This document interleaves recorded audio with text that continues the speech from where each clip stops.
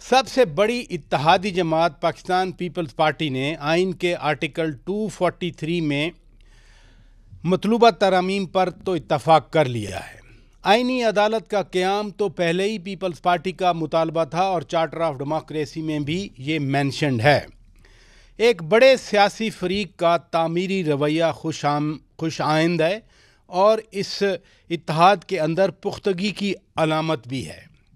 اب آرٹیکل 243 پر اتفاق کا پیغام بھارت یا دیگر مخالف عناصر کے لیے ایک یقیناً میسج ہوگا کہ پاکستان اپنے ریاستی امور خصوصاً کمانڈ اور مسلح افواج کے حوالے سے متحد ہے۔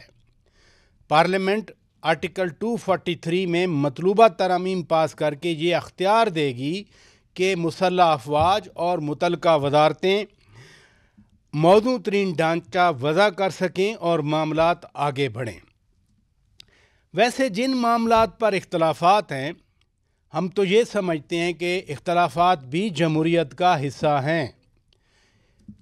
باقی تمام معاملات پر بھی ایک سوچ ہے کہ ان پر بھی پیش رفت ہو جائے، وہ کس طرح ہو، طریقہ کار کیا ہو۔ مثلاً اور بھی موضوع فورمز ہیں، جیسے کونسل آف کامن انٹریسٹ کا فورم ہے، NFC ایوارڈ کے اندر جو ڈسکشنز ہوتی ہیں یہ بھی ایک فورم ہے، اور ساتھ ساتھ اس کے علاوہ بھی دیگر فورمز ہیں جن پر بات چیت جاری رہ سکتی ہے۔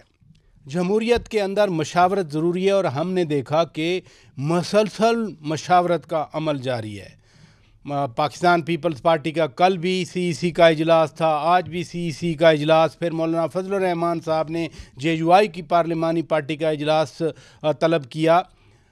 وزیر اعظم سے بھی ملاقاتیں، یعنی مشاورت کا عمل جاری رہا۔ اس میں ANP ملی، استحکام پاکستان ملی، پاکستان پیپلز پارٹی کا وفد ملا، اور MKM پاکستان کا وفد بھی سربراہ MKM پاکستان جناب ڈاکٹر خالد مقبول صدیقی صاحب فیڈرل منسٹر فار ایجوکیشن کی سربراہی میں ملا، اور آج ہمارے روبرو بھی ڈاکٹر خالد مقبول صدیقی صاحب ہیں۔ بہت شکریہ سر، آپ نے وقت دیا، خاصے عرصے کے بعد مجھے وقت ملا آپ سے۔ بات تو میں ذرا کراچی سے ہی شروع کرنا چاہ رہا ہوں کہ اتنے بڑے بڑے ہم معاملات پر مشاورت بھی کرتے ہیں اور ان کو حل بھی کر لیتے ہیں، 26ویں آئینی ترمیم بھی ہوتی، کراچی کے مسائل کیوں نہیں حل ہوتے؟ بڑا واضح ہے، مجھے تو کوئی ایسا قومی اتفاق رائے لگتا ہے گزشتہ 50-60 سال میں کہ کراچی کے حالات قومی اتفاق رائے سے ان حالات تک پہنچے ہیں۔ یہ بتائیے، یعنی آپ فرما رہے ہیں کہ اتفاق رائے کہ کراچی کے مسائل حل نہیں کرنے، اب یہ کہنا چاہ رہے ہیں؟ مجھے تو میری سارا تجربہ ملا کے یہی بات کرتے، ورنہ کراچی جو ہے کیا ایسے ہی تھا 2008 میں بھی نہیں تھا۔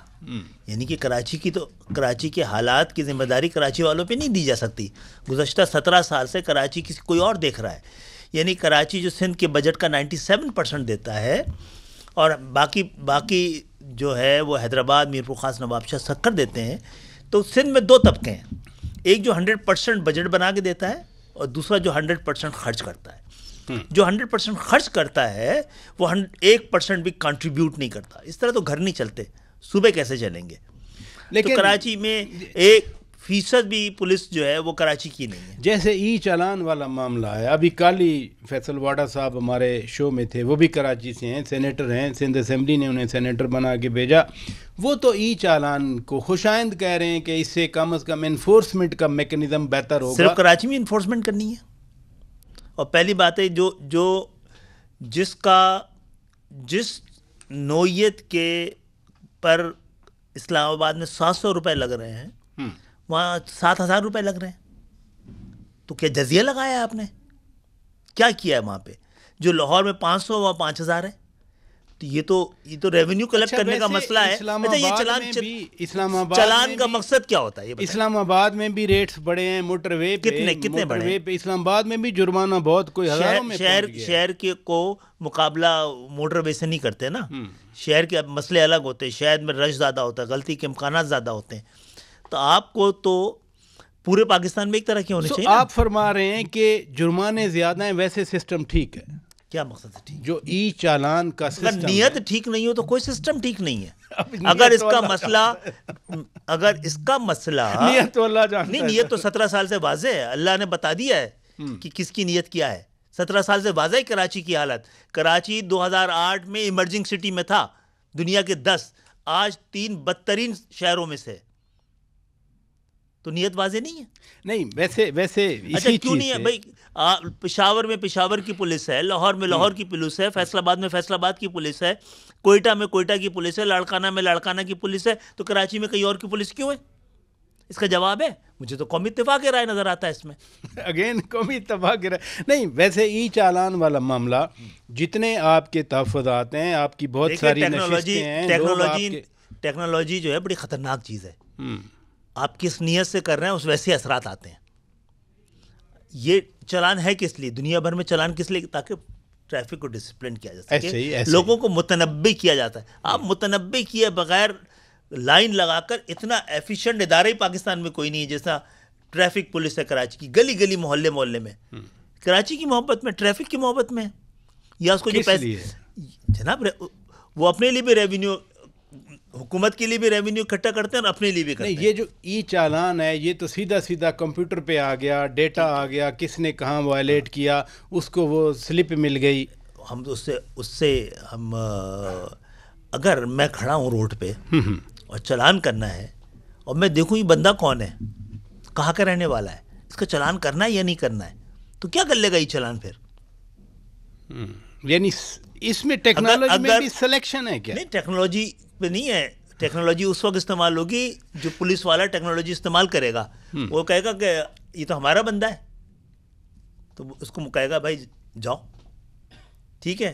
یہ لگے گا یہ ان کا بندہ نہیں ہے تو اس کے اوپر چلان ہوگا. وہ کہے گا ہیلمٹ پہنا ہوا تو ہوں، کہنا یہ والا ہیلمٹ نہیں چلے گا. اچھا، جن کی ویسے آپ 17 سال کی بات کر رہے ہیں، پہلی بات تو ہے کہ ای چلان جدید ٹیکنالوجی کے تحت اور ڈیجیٹلائز ہونا چاہیے ہر چیز. ڈیجیٹلائزیشن جو ہے کرپشن کو کم کر دیتی ہے. لیکن یہ کراچی کے ساتھ سلوک سب سے الگ سے کیوں ہوگا؟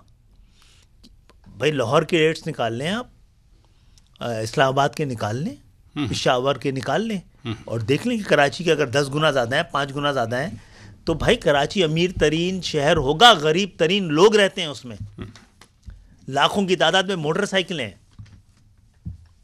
آپ موٹر سائیکل، اچھا پھر موٹر سائیکلوں گاڑیوں پہ چلان لگ رہا ہے، نہ منی بس کا چلان ہو رہا ہے، نہ ڈمپر کا ہو رہا ہے، نہ جو اربوں روپے کمانے والے جو واٹر ٹینکرز ان کا چلان ہو رہا ہے. نہیں، یہ واقعی مجھے، چونکہ ہم تو آپ سے جاننے کی کوشش کر رہے ہیں کہ ای چالان جب کیمرہ کیپچر کر رہا ہے اس میں ڈمپر بھی آئے گا، اس میں بس بھی آئے گی، اس میں ٹرالر بھی آئے گا. اعلیٰ ترین قسم کے اور جدید ترین قسم کے یہ جو ڈیجیٹل سسٹم ہے وہ مجھے سمجھ میں نہیں آ رہا ہے کہ اس میں خاصی طبقہ کیوں نشانہ بننے کا. میں تو خود حیران ہو رہا ہوں آپ کی باتوں سے. بہرحال پہلی بات تو یہ ہے کہ میں اس طرح کی ہر ٹیکنالوجی کے استعمال کا خیر مقدم کرتا ہوں پاکستان میں. ٹھیک ہے. اور ٹیکنالوجی کے استعمال میں سب سے خطرناک چیز یہ ہے، چاہے یہ فون ہو، آپ اپنے بچوں کو بچاتے ہیں نا، اس سے استعمال بھی کر سکتے ہیں. تو اس میں دونوں چیزیں، اس میں ڈیول بھی ہے اور اس میں ساری بینیفٹس بھی ہیں. سرٹنلی ٹیکنالوجی ہے، اس کا استعمال ہی ڈٹرمن کرتا ہے وہ اچھی ہے یا نہیں.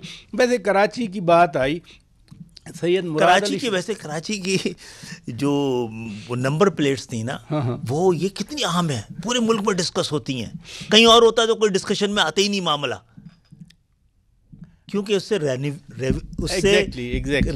عزت بے نیت یہ نہیں ہوتی کہ ڈسپلن ہو جائے، نیت یہ ہوتی کہ ریونیو اکٹھا ہو جائے. اچھا، ویسے کراچی کی بات ہو رہی ہے، سید مراد علی شاہ صاحب پرسوں چوتھ کہہ رہے تھے کہ کراچی میں آنے والی تبدیلی نیو یارک تک پہنچ گئی، کیونکہ ادھر بھی نوجوان میئر بیرسٹر مرتضیٰ وہاب صاحب آ گئے اور نیو یارک میں بھی دیکھیں تعلیم ممدانی صاحب آ گئے. تعلیم کافی نہیں ہوتی ہے، اس سے دانش کو کشید کرنا پڑتا ہے، ٹھیک ہے نا.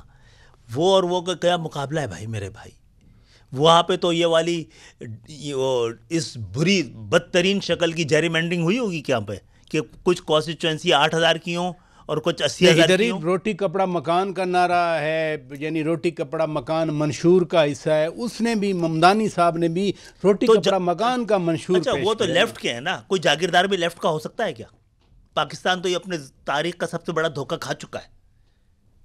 جتنے لیفٹسٹ تھے نا پیپلز پارٹی میں، سب سے پہلے ان کو جوتے لگے ہیں.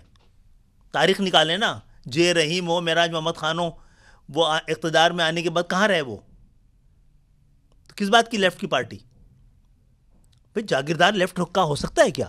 وہ تو کیپٹلسٹ نظام سے بھی پیچھے کی بات ہے. نظریہ ہوتا ہے نا سر. نظریہ ہوتا تو امپلیمنٹ بھی ہوتا ہے نا. ایک شعور تو دیا نا نظریے نے. کس نے؟ کیا شعور دیا؟ یہ جو کیا پاکستان میں پہلے کے مقابلے میں آج زیادہ بدترین شکل کا جاگیردارانہ نظام ہے؟ شعور کہاں سے آیا؟ آواز تو انہوں یہ نے تو دھوکہ ہوا نا، دھوکہ ہوا. آپ نے پھر بدلتے گئے سوشلسٹ کوئی بھی نہیں رہا آپ کے ساتھ. یہ جو اب ڈیبیٹ یہ دوسری جانب جا رہی ہے، چلی جائے گی. لیکن جو لینڈ ریفارمز ہوئیں پیپلز پارٹی کے دور میں، پھر ضیاء الحق صاحب نے تو ان کو سپریم کورٹ کے ذریعے ریورس کروایا. لینڈ ریفارم جو انڈیا نے 1949-50 میں کر دی تھیں، وہ 70s میں آ کے ایفرٹ کی. یہ تو بڑی ڈیٹیل پہ بات کرنے کی ضرورت ہے. ایگزیکٹلی. تو وہ آپ دوسری جانب چلے جائیں گے.